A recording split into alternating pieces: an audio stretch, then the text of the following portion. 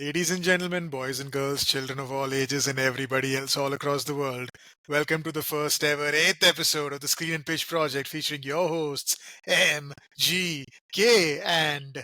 Tayal, proudly representing the Houston Texans today.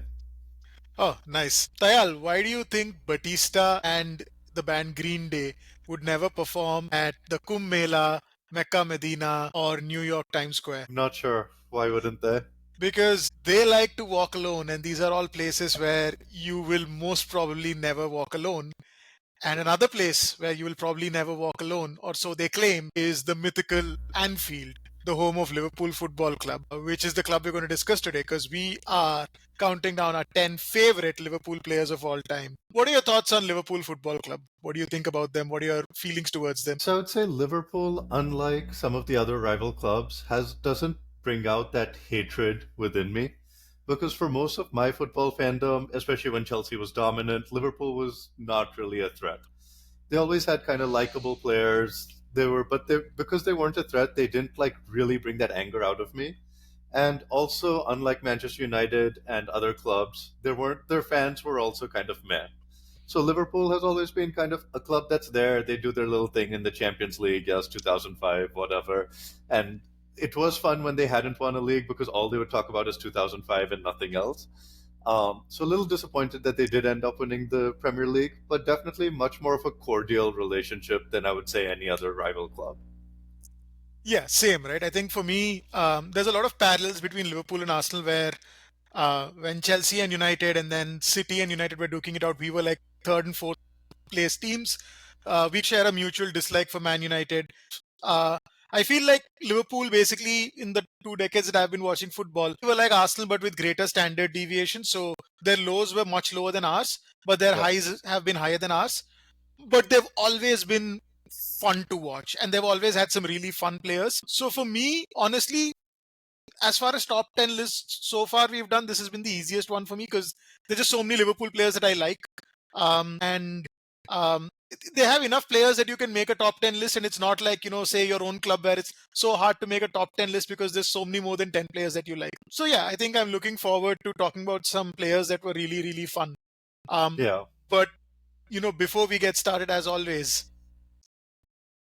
We have our wonderful sponsor for today, introducing twitterx.com, an incredible website to interact with people through text and share any thoughts you have. However, with a revolutionary twist. This site will not promote bigotry, racism, homophobia, and behavior designed to rip apart the fabrics of society. Share memes without being racially abused. Any resemblance to an existing site is purely coincidental and not intentional. Website not supported by a billionaire or anybody else currently. Thank you to twitterx.com for sponsoring our episode with Liverpool. yeah, thank you, twitterx.com. Hopefully, you are the reincarnation of what was my favorite social media site, which has now become just a cesspool of porn bots and racism, right? So coming on to the list, revealing our honorable mentions in 3, 2, 1. Interesting picks, I think. So starting off with my top five, we have Robbie Fowler, who was kind of the Ruud van Nistelrooy type for Liverpool, where incredible finisher, very clinical, scored a lot of goals, was very efficient, but not exactly the most exciting player. More of a poacher. Did have some solid goals for sure, but kind of was more of like the ruthlessly efficient scorer. So not someone who really like brought out emotion within me, but gotta give props to like talent. I would say the same way as kind of Dirk Kuyt, where incredibly talented player, kind of carried that little Liverpool era post 2005 along with Gerrard. I think when right before Torres was coming in, and then when Torres also came and blew up. But he was kind of the backbone of that team, along with Gerrard, the attacking midfielder, got into positions, great assists, scored a few goals, like kind of classic, again, top tier player, but not someone who really like brought out emotion within me. So again, made the honorable list. The third is Xabi Alonso. If he spent a couple of years more with Liverpool, he probably would have made the top 10. But then he went off to Madrid, kind of joined like the later stage Galacticos and continued the career there. but what a player. I think both of us in our lists have always been partial to those passing specialists. And he was that deep lying playmaker, could whip the ball around the field. Probably a little weaker defensively than you would have liked, just because of the lack of pace. But incredibly fun player to watch, and I mean, one of the core elements to, again, the night in Istanbul, which they don't shut up about. Uh, and then the final two on my honorable mentions is Bobby Firmino. Honestly, the duo, a three-man trio for Klopp at the front. All three incredible players. Firmino, as you can see, is the bottom of my list of the three, but his extremely stupid, in my opinion, no-look goals, where he definitely is looking every damn time, and then he looks away at the last second, which used to piss me off so much because the announcer would have to pretend like it's a no-look goal, when it's like, no, bro, you were looking at the goal. But very, very, I mean, great playmaker, played that false nine role with Mane and Salah beautifully. Also incredible work rate, so definitely a striker like any team could have used, would do the dirty work, part of that Guggen press with Klopp. I think one of the players who actually just made it happen, because he and Mane especially are just continuously chasing after every inch of space. And then Andy Robertson, who to me is like a true blood Mourinho player. When I think of like core Chelsea Mourinho and a player in the modern Premier League who would fit that team beautifully, it's Andy Robertson. Um, I would say top three left back in Premier League ever, just because of Yeah. how complete he is, the assists, the defensive work. Um, Kind of could play any role, and really embodies like a perfect modern day all round fullback. His counterpart is, I mean, more like, I would say, positionally transformative. But Robertson is what you believe a fullback should be in this era. Does the dirty work defensively, wins headers, whips the ball in, can score every once in a while, but really kind of plays every single role of a modern fullback. And then, of course, he has that bit of like nasty in him, which makes him my Mourinho kind of player, where he will do the dirty work, he will make the tackle, he has that attitude, he's going to get in your face. So I kind of love that about him. He was probably the closest to make my top 10. Yeah, no, great picks. Beautiful description of Andy Robertson. I think he is, yeah, he's amongst the top three left backs in Premier League history. Fantastic player. He's usually defensively incredibly secure, offensively just a machine. Truly made the Liverpool sides, the great Liverpool Klopp sides, where so much emphasis was on the width and the central midfield was a lot more functional. I'm not going to talk much about Robbie Fowler because he was before I started watching football. Uh, Firmino and Alonso, I will talk about later. Dirk Kuyt is also in my honorable mentions. He was a player who could have done very well in the modern era where a lot of work rate is expected of your white players. He was someone who would just absolutely work his socks off defensively and then offensively contribute as well, which was not very common of wingers at that time, which made him maybe a little less flashy than some of the wingers when we were watching in the mid 2000s. And especially as an Arsenal fan who used to see some of his Arshavins and Nasris and Walcott's maybe not track back as much. Dirk Kuyt was a wonderful contrast and someone whom I would have liked seeing play for us, right? A precursor to Andy Robertson, not quite in the same mold as was John Andrisa, who was a good left back without being great. But there's something really fun about these players who are otherwise somewhat okay, who have an absolutely wicked shot on them. And that's what John Andrisa had. He had an absolute bazooka of a left foot, and he would take these absolute screaming free kicks, long range shots, and they might not go in, but you're like, oh shit, someone's going to get hurt. Someone's going to get hurt real bad. And that's what John Andrisa used to bring to the table. Oxlade Chamberlain was a player I really liked at Arsenal. I thought he would become a great central midfielder for us. He was a young player we signed from Southampton, and he was still figuring out his position. He had some amazing central midfield performances for us. The one against AC Milan comes to mind. And then we ended up playing him wing back a couple of times. So I was actually really sad to see him go to Liverpool because I knew that he was a really good player. And he played really well for them when fit. Unfortunately, that was kind of the story of his career, where this was just an absolutely great player who was just hampered by injuries. So really more like an Arsenal player that I really liked, who went to Liverpool and did well for them, but not as well as he could have. And then the two sort of defensive signings that absolutely transformed Liverpool from top four really fun team to the team that competed against Man City for 3-4 seasons, right? Alisson Becker is when all said and done, possibly going to be the greatest Premier League goalkeeper. He's been an absolute wall of a goalkeeper, rarely makes mistakes, amazing shot stopper, great with the ball at his feet, aura of calmness that he exudes, just a fantastic goalkeeper. And Virgil van Dijk, just an absolute gorgeous defender to watch, right? Utterly composed, great on the ball, great off the ball. He's one of those defenders where he doesn't have to make a tackle very often because he's put himself in such a good position. And, he gets dribble past, but it's so rare that, people like to make up that stat, and he's good enough that people will actually buy that stat that, he's never been dribble past. These two really transformed Liverpool, and it was very noticeable to see the before and after once Alisson and Virgil van Dijk came into their teams. So yeah, those are my honorable mentions. I think we have a similar taste in Liverpool players. I have a feeling. One of these players will be featured on my top 10.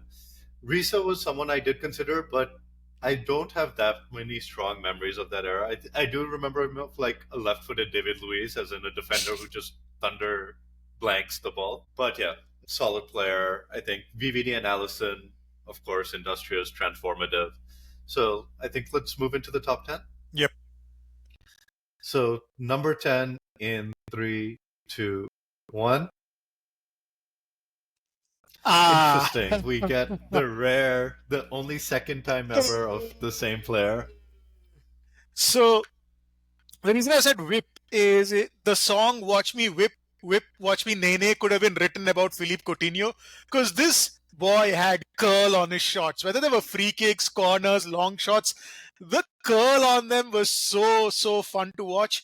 And this was before they got those defenders in, but there was a front four of Coutinho, Salah, Mane, Firmino, and that was just so much fun to watch. Coutinho used to play as the 10. He wasn't there for a long time, but he was definitely there for a good time, and he was just so much fun to watch. And yeah, I was just a fan of the whip he used to get on his balls, no pun intended. And yeah, I mean, fantastic player. Obviously went to Barcelona, didn't work out there. One of those players who probably shouldn't have left Liverpool. 140 million for Coutinho's crazy money. Great player, but not 140 million worth.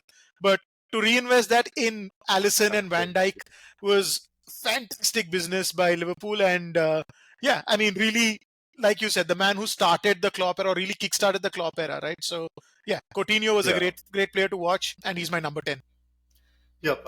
I mean, I think almost identical thoughts. To me, the reason why he's the man who started the Klopp era is two things. One is he started that kind of gorgeous offensive attacking era. He was the 10, orchestrating everything between the front three. And at that time, he was the linchpin, and he was kind of the standout performer above Firmino, Mane, and Salah. Yeah.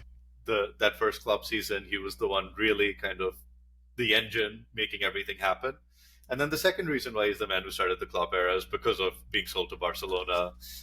Probably, arguably, with Eden Hazard, kind of two of like the biggest flops to go to Barcelona and Madrid, respectively, Yeah. who were incredible joys to watch in the Premier League and then horrific fits in La Liga.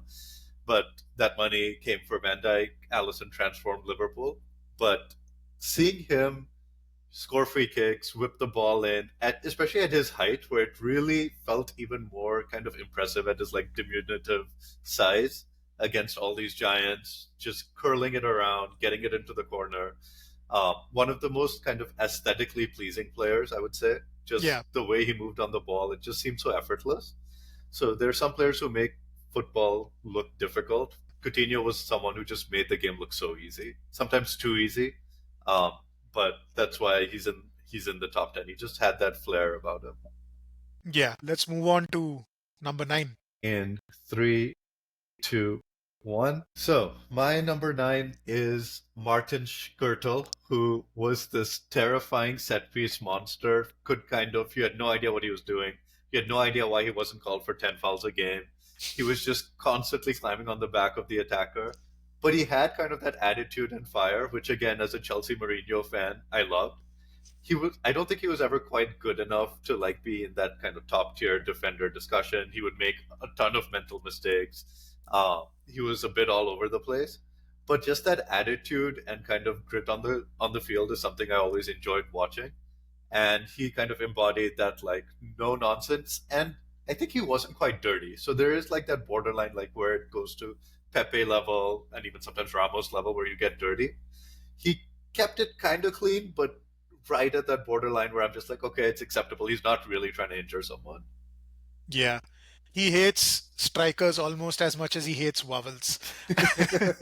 um, yeah, I mean, like Liverpool has so many fun players that you're not going to see a lot of defenders on my list. But Martin Skirtle was, I think, late Benitez, early Yep.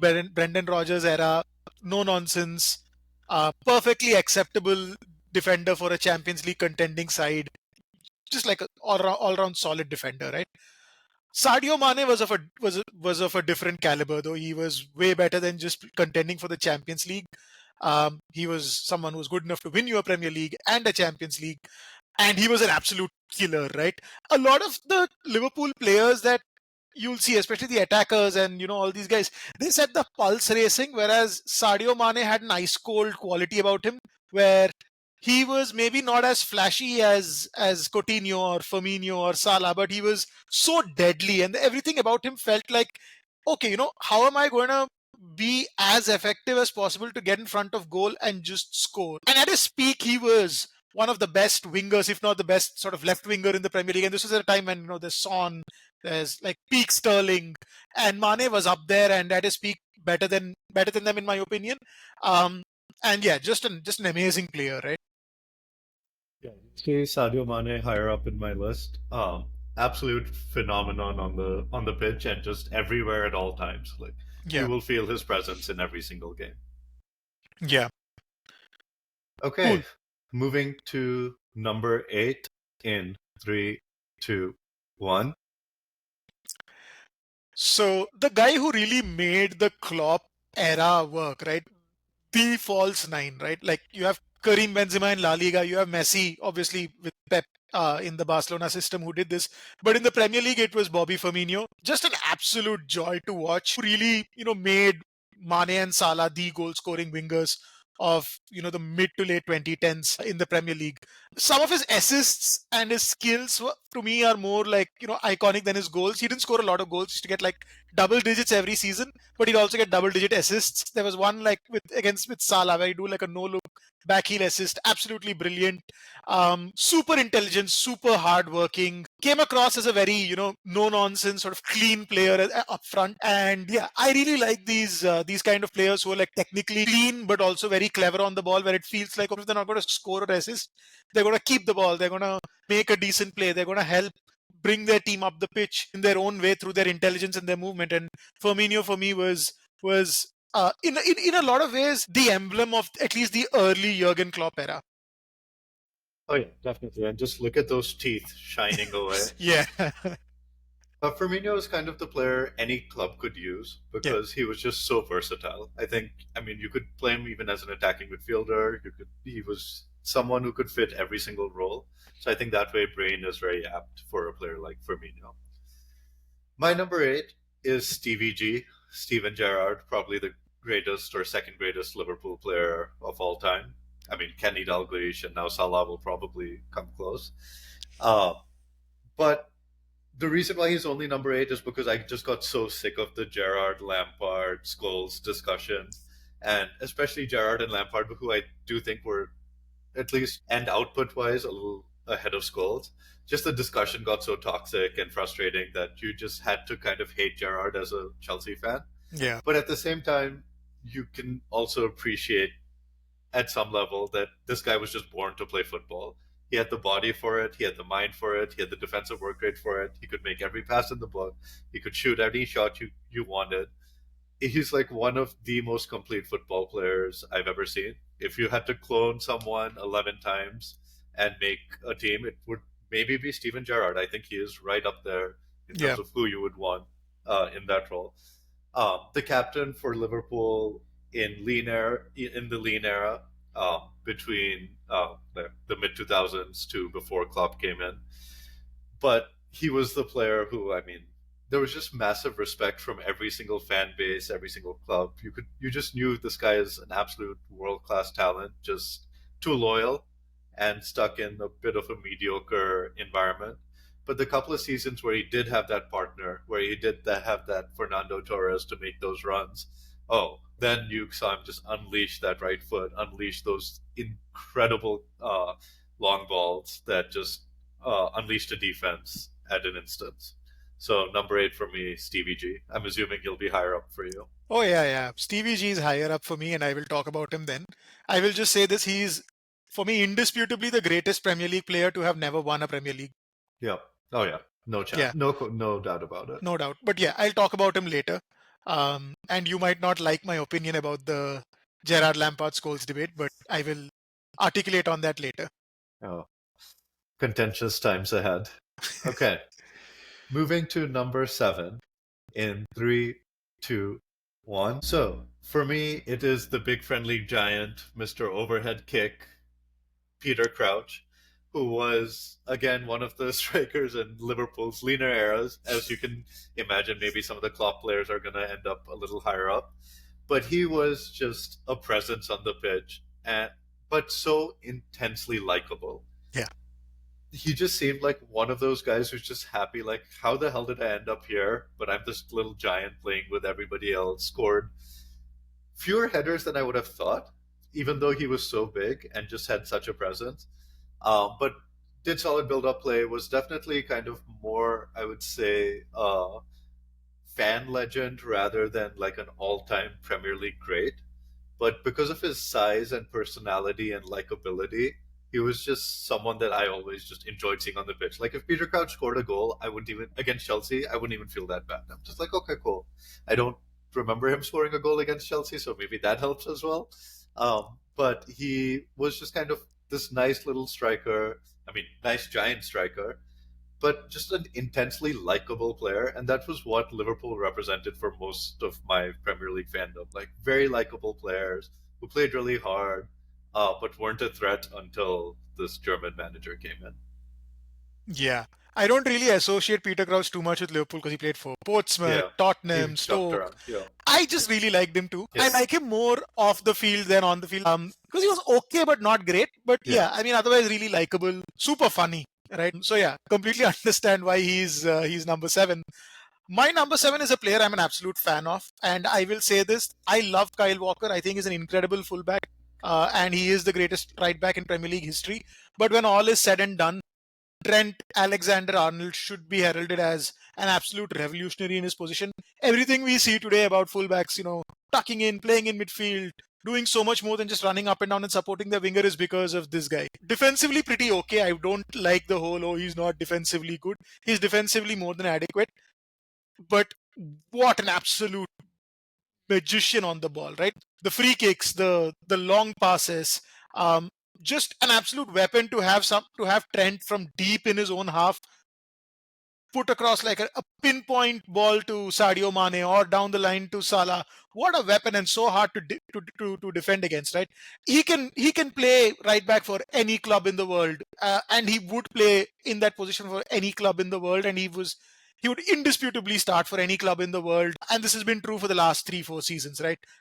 Trent is just a phenomenal player, and like I said, he's a revolutionary in his position, and it's been a privilege watching this guy play in the Premier League, and you will see some hardcore Liverpool player appreciation from me over the next few players, and this is the start of that, where Trent is just an amazing player. yeah. I'll be talking about Trent later, but I think the one thing is I'm shocked that he's this low in your list. I was expecting him to be top 5, just because of like the impact he had both on the Premier League and how fun he is to watch. Those free kicks, the crosses, inventing a new position. Truly a revolutionary player. Yeah, I mean, like I said, Liverpool had some really fun players, so I've just got so many players to admire. Yes. Moving into the top 6 in three, two, one. Sorry, clicked early. That's okay. So I called him the Scythe Mohamed Salah because he basically was Liverpool's cheat code when they were good, when they were not good, to scythe through defenses, whether it's through passing, dribbling, or just straight up shooting goals, right?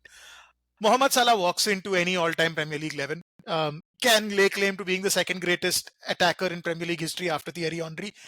In my opinion, he is greatest FPL player of all time and an absolute beacon of excellence and consistency for 8 seasons now. Um, Mo Salah, like the goals he scored against Man City, where he just absolutely just destroyed the whoever the opposing left back was. Scored with his left foot, right foot. The iconic celebrations where he used to do this one, then he does the meditation one, the the this one, like just an iconic player, just an absolute machine, right? He's only number 6 on my list just because I think his efficiency works against him in terms of how fun he can be, and also he's terrifying, right? My favorite Mo Salah sort of game or memory is a very obscure one. I was in Chennai. This was just before the pandemic or something, and I had captained him. They're playing against Crystal Palace, and he didn't start the game. And I was really disappointed. And then he comes on in the last 20 minutes and he scores 2 goals and gives an assist. And suddenly I look like a genius for captaining him and I shoot up the ranks. And I was so grateful to Mo Salah for doing that. They won like 6-0, 7-0, something like that, right? When in doubt, Captain Salah has been my mantra for so long. I've climbed up so many ranks because I used to captain him against Man City when nobody else would. And then people caught on and they started captaining him as well. So for me, he holds a lot of fond memories more as a fantasy player than as on the pitch, because on the pitch he used to terrify me. But yeah, I mean, like, what more do I say, right? I called him the second greatest attacker in Premier League history. If you think I don't rate Salah after saying that just because I put him on number 6, this is favorite, not best. So yeah, that's why he's number 6. Yeah, I'll be talking about Salah a little later. Again, greatest fantasy Premier League player of all time. Just that raw consistency over the years has been incredible to watch.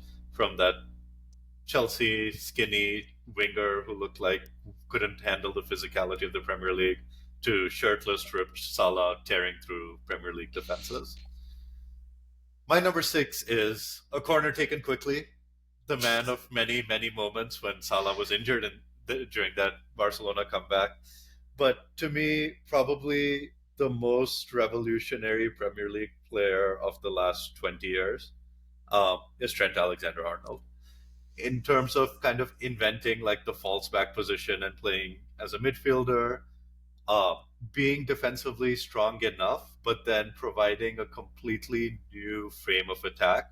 Whenever Liverpool wins the ball back, ball goes to Trent, and it can end up anywhere. Like it just was so consistently picking out the right passes, and there's always an extra respect you have for players who are willing to try things. And Trent is someone who's always willing to try things. Yeah. Like you want to see players do things that you haven't seen on a pitch. Who are going to try to hit that postcard on the top right corner, and that was Trent, and that has always been Trent.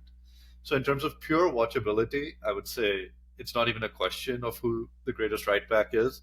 I mean, he's probably arguably up there with some midfielders in terms of pure watchability, and that is insane for a fullback. Yeah. Like fullback is the least watchable position, like because they're just supposed to run back and forth, right? But he just actually made it into like a transformational, enjoyable position. And I think his exploits also led to people like Reece James being allowed a lot more freedom on the wings, and really has changed the way football is played. And you really can't say that about many players. And Yeah. again, it's a testament to Liverpool that he's only number 6 and was already on MGK's list. But true transformational, redefining positions kind of player. Yeah. Yeah, absolutely, right. Let's move into our top 5. Yes, the hallowed top 5. And number 5 in 3, 2, 1. So, just like last time, right after you select a player, I select a player. And I picked Mo Salah. Mo Salah running down the wing. Please check out an earlier podcast for MGK's tribute to Mo Salah as well. But there are just so many fun statistics with Mo Salah. My favorite is that hate crime went down in Liverpool just because of how transformational this man was. Oh yeah. That everybody were like, oh, maybe Egyptian people are great. Mo Salah has been an absolute machine from basically the day he stepped in to the Liverpool squad. Every single season, you count on him to score, you count on him to assist, you count on him to just flip games on his own. So even again, to me, he's just been so frustrating to go against my team that I can't put him higher than number 5, because every time he touches the ball, I feel like he may score. And there's just so few players you feel that way about. And I would say in at least my Premier League watching era, if there was a single winger with the ball who I would have the most confidence would score, it is Salah. Yeah. over Gareth Bale, over even Ronaldo in Yeah. Yeah. his Manchester United time. It is Mo Salah. Just that left foot whipping shots in. The penalties he takes are also so much more fun than everybody else doing that stupid Jorginho Bruno Fernandes pause. He just takes the penalty and fucking smashes it. There's no subtlety about Mohamed Salah. All there is pure performance. Yeah, yeah. Like I said, second greatest Premier League attacker, absolute legend of Liverpool and the Premier League, which is also what you can say for Steven Gerrard, who's my number five, right? He was the heartbeat of some very shitty Liverpool teams who then also became very good. And you could see, right, the moment you put some decent players around him, Liverpool would go from fighting for fourth to suddenly challenging for the title out of nowhere. Steven Gerrard is an absolute dynamo. There was a time when Benitez was playing him on the right and he would be pinging in balls and they would be absolutely laser guided balls. When he was playing in the center of the midfield, which is where he was at his best, he could tackle, he could run, he could pass, he could shoot. Incredible long shots, right? Absolute rocket launcher of a long shot he had on him. The ferocity of those shots. To me, the winner of the Lampard Gerrard Scholes debate, just because he could run a game single handedly, which Scholes couldn't, which he admittedly did. Lampard, I think, is underrated by people because because his output kind of outweighed how good he was on the ball. But I felt like, again, right, Gerrard could just do things that very few midfielders could consistently do, and that's the thing, right? Gerrard would do this consistently. He's memed upon for his slips and so on, but really, the number of times he's dragged Liverpool over the line is just testament to what he was. For me, when my favorite sort of eras of Gerrard are when he had good strikers in front of him, because he would then just like sit deep and just put these laser guided passes, and those strikers are going to feature higher on the list, which is why I'm not naming them. But he was just an absolute machine when he had those. And then when you put decent midfielders around him as well, right? All of those players were really fun to watch because they had Steven Gerrard to help them look better. And yeah, I mean, He, he's one of those players where you're like, oh, he can defend, he can tackle like a defender, he can pass like a midfielder, he can shoot like a striker. Complete talisman. And the loyalty he displayed to Liverpool as a player is something that I think in the modern era is not always appreciated as much, but is incredible to, I think, people like us who really are team first fans and can yeah, appreciate even when it's a rival club when someone shows the same passion for the when a player shows the passion for the club the way a fan would, those players automatically get the utmost respect. yeah, yeah. I mean, he wanted to move to Chelsea, and then I think it broke down. But It broke down, yeah. it's not like other clubs wouldn't have come in for him after that. So Yeah, yeah. And it's not like Chelsea stopped coming after him after that yeah, as well. yeah. So now moving to the top four in three, two, one. I knew this would be very surprising. Whoa. I love Daniel Sturridge. For those 2 seasons when he was fit, what a baller, right? What an absolute baller. First off, the celebration, that dance. It is so infuriating when it's against you. You feel like punching him in the mouth with that tongue out.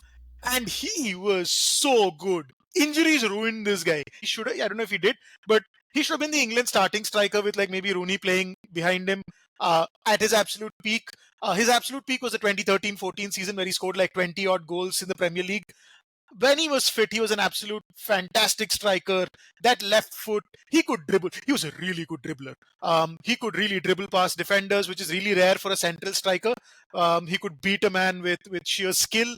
Yeah, he's high up on this list because I was watching a lot of football then, and that was to date the most fun, one of the most fun sides I ever saw was 2013-14 Liverpool, and he was the second best player on that team, and he just goes under the radar because number one was just having a crazy season, but Daniel Sturridge was an absolute baller and scored 21 league goals or 22 league goals, and nobody talks about it.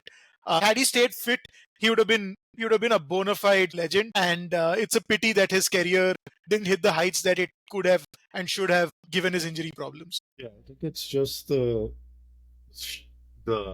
shortness of his career which prevents him from being on my list. But what a pick! Definitely was not expecting it.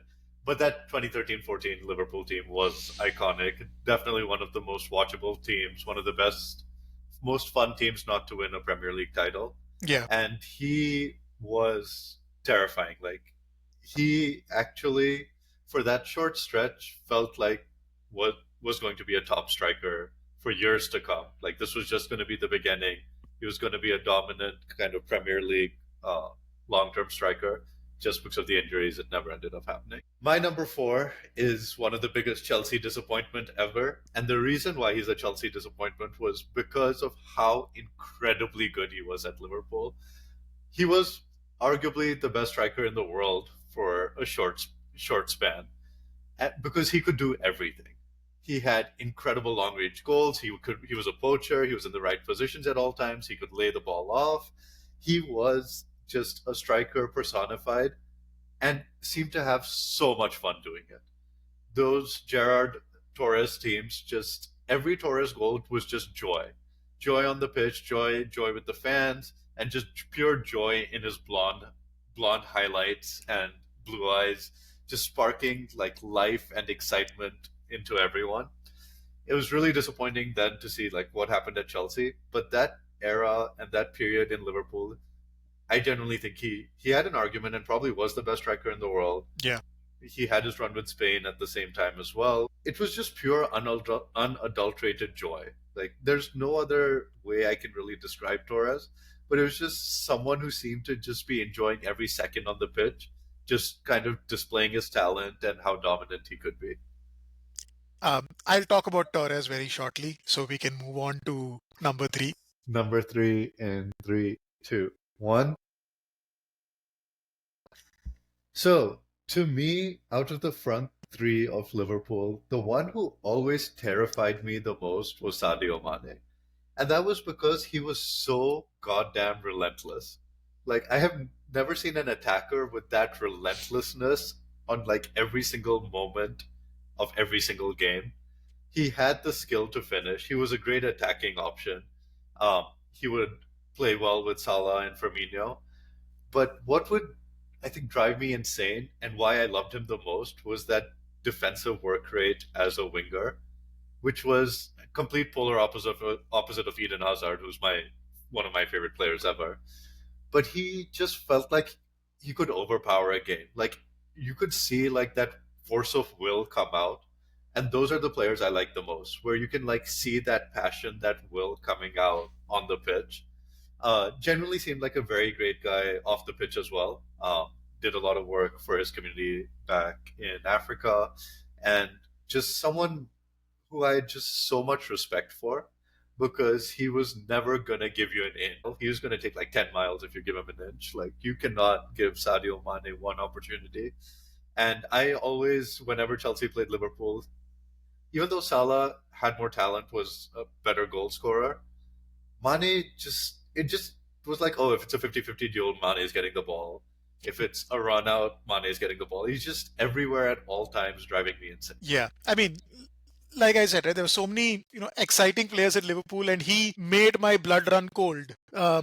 Again, favorite, not best. So if it was best, he would be much higher up. I agree with everything you said. And I agree with everything you said about Fernando Torres as well, right? The reason I put the caption striker, you see this guy play and there's no other position that this guy should be playing. Like you can't say, oh, this is a striker who can also play on the left wing and right wing. No, no, no. This is the perfect number 9, right? Pace, power, strength, skill, left foot, right foot, heading. Absolutely deadly, right? The Gerard Torres combination was wonderful. At first, he's in 2007-8. Incredible debut season. Because it was Ronaldo's sort of coming out party, people forget. But Fernando Torres was an absolute monster that season. When he was at his peak, it felt inevitable that he would score if he got a chance. Arguably the best striker in the world for those 2-3 seasons. And we didn't have the knowledge that we do now, or the access to information that we do now about his knees being absolutely shot when he went to Chelsea. But when he went to Chelsea for 50 million, even in 2011, it didn't feel like an overpay. It felt like a bargain because it was like, shit, Fernando Torres is going to Chelsea. And if they get even like 70% of the player that he was at Liverpool, they're going to walk the league for the next 3-4 years, right? Unfortunately, his knees were short, so it was a very small peak. But that peak was wonderful to watch, right? Like you said, joy. He also used to clown on United, which made me really like him. Um, he absolutely bullied Vidic in that like 4-1 or something, where there was that awful kit where they were like grey and like red or something, right? Some awful kits Liverpool had during that time. But Fernando Torres could make anything look good. And even in the 4-4 against us, where Arshavin scores 4 goals, Torres scores 2 absolute worldies. And it was like, of course it's Torres. Like he gets a sniff, it's going to be a goal. He had the inevitability of scoring goals that we came to associate with Mane, with Salah, but it was fresh for Liverpool then, and he was the first of the strikers who would really, see what Stevie G could do with players of his caliber in attack. Absolutely. Joy on the pitch, complete striker. And I forgot about the Manchester United bullying, Yeah, but that also brings back very fond memories. yeah. Um, cool. Let's go on to number two. Number two. So bringing up number two in three, two, one. Right. So I loved Xabi Alonso when he was at Liverpool. I thought he was a fantastic player because he had bite. He was dirty without being nasty. He was an absolute magician on the ball in terms of his long passing. And there was a very strong rumor that Arsenal wanted to sign him and he wanted to leave Liverpool. And in the history of players that we were linked with, this guy's number two on the list of players we could have signed. I wanted us to sign so badly. Didn't score too many goals, but had a great shot on him. Absolute quality, right? Which is why he played for Real Madrid and Bayern Munich. One of the first football games I saw live was Bayern Munich against, I think it was 1860 Munich, 3-0 home win. And this was peak Bayern Munich in 2016, right? It was like you had Alaba and Lahm and Schweinsteiger and Lewandowski, Robben, Ribery. The two most impressive players on that night were, one was Thiago Alcantara, who was just mazy with his dribbling. But the most impressive was Xabi Alonso because he was the conductor for that team. He would point to Lahm and he'd be like, start running, and Lahm would run. And about 30 seconds later, he would do what is a truly no-look pass, which is where he'd be looking on say the left wing because Lahm was on the right, and he would, without breaking stride, hit a 70-yard diagonal to Lahm, who's in perfect position because Alonso told him to go there, and he would do this multiple times to Lahm and Alaba throughout that game, and it was just mesmerizing to watch because he's doing this without breaking stride. He's just casually walking and playing the game at walking pace and doing this, and it was just jaw-droppingly good, right? I loved Xabi Alonso at Liverpool. I loved him when he played for Madrid. I loved him when he played for Bayern Munich. So he is one of my favorite players ever. Might not have the Liverpool legacies that some of the other players do, but for me, he was just the midfield radar lighthouse. When you paired him up with Stevie G, him, Mascherano, and Gerrard, you could suddenly see, what Liverpool or what Steven Gerrard is capable of. Oh yeah, definitely. I mean, on my list as well, Xabi Alonso. Just the passes he would pull off was incredible, and somehow he wouldn't make mistakes like other players who try things.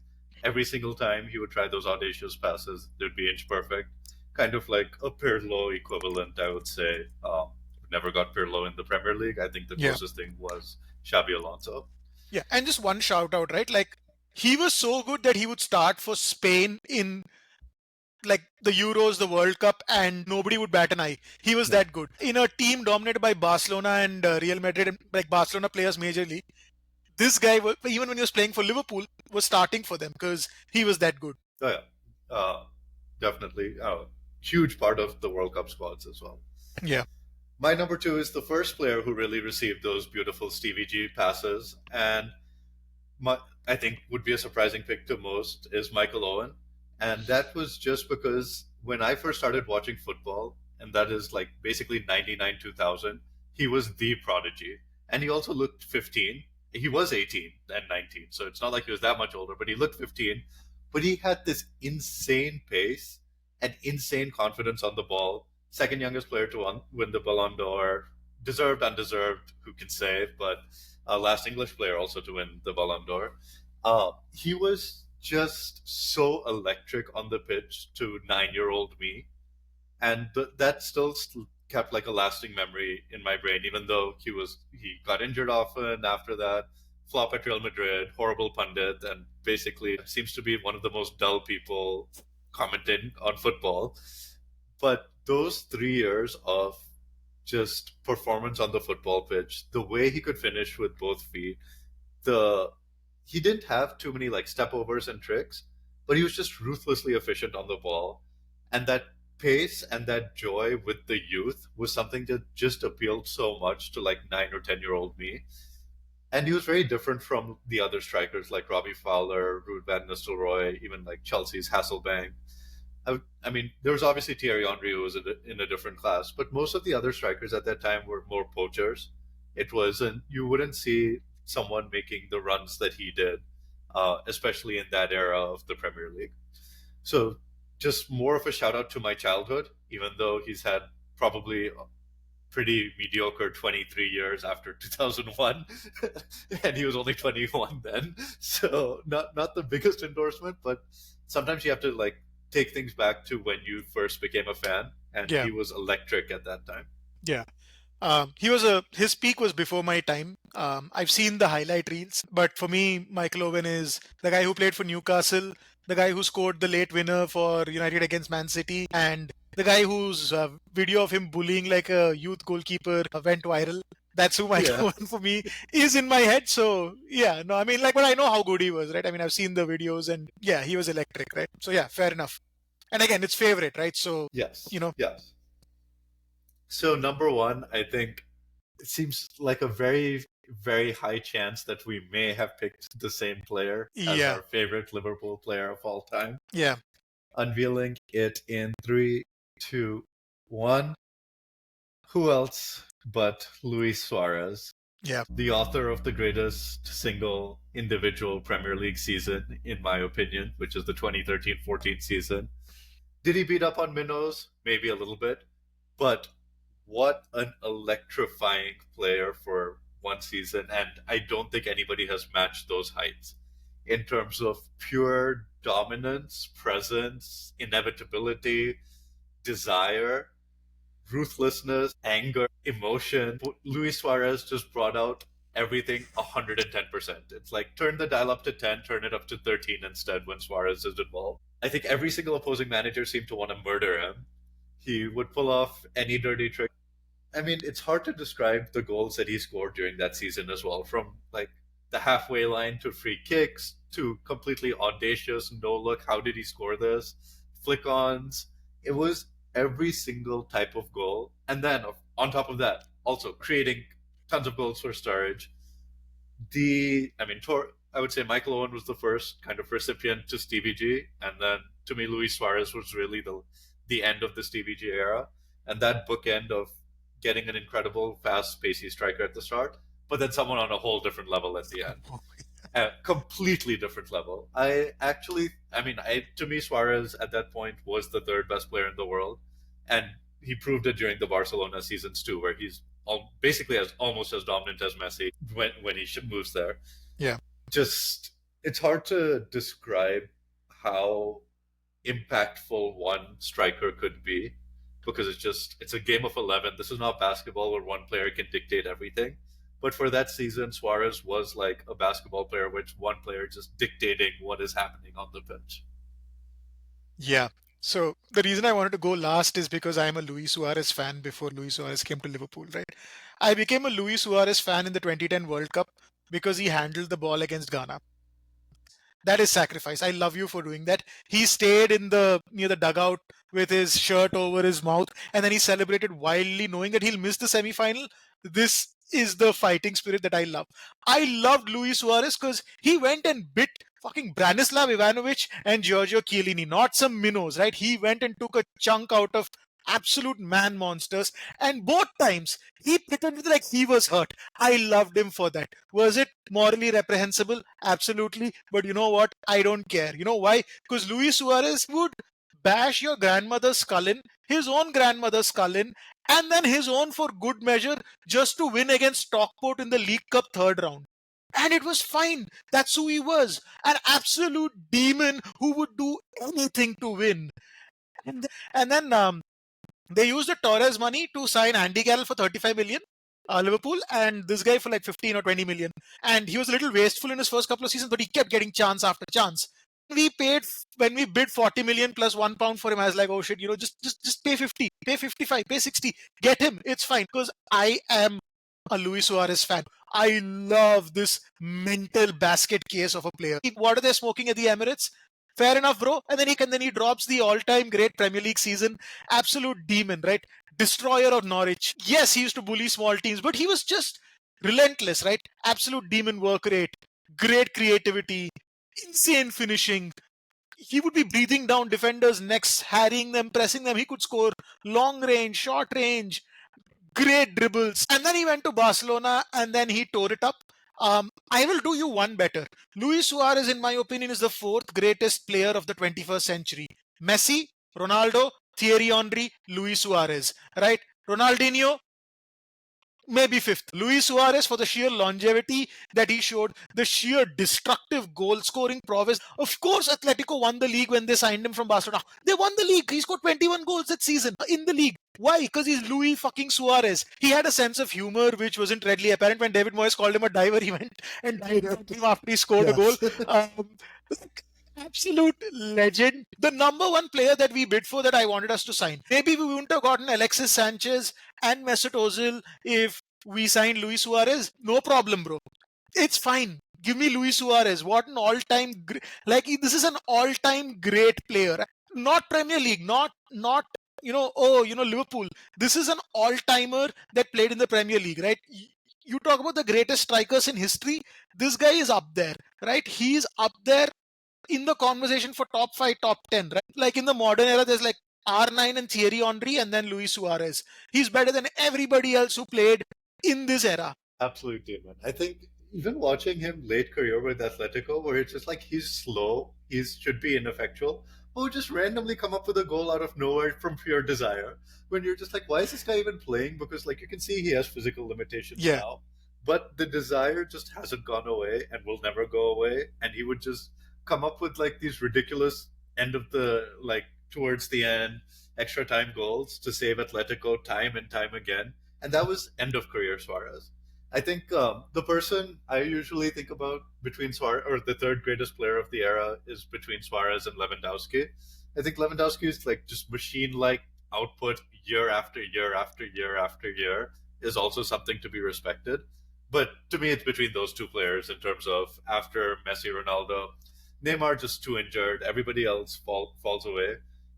But in terms of actual, I would say top tier peak, Suarez is easily ahead of Lewandowski just because of the goal scoring, but also the playmaking, which Lewandowski just doesn't have in his game. Yeah, which is why he's clear of Lewandowski for me, right? Because him, Messi, and Ronaldo were the three players in the 2010s, and Thierry Henry earlier, and Ronaldinho.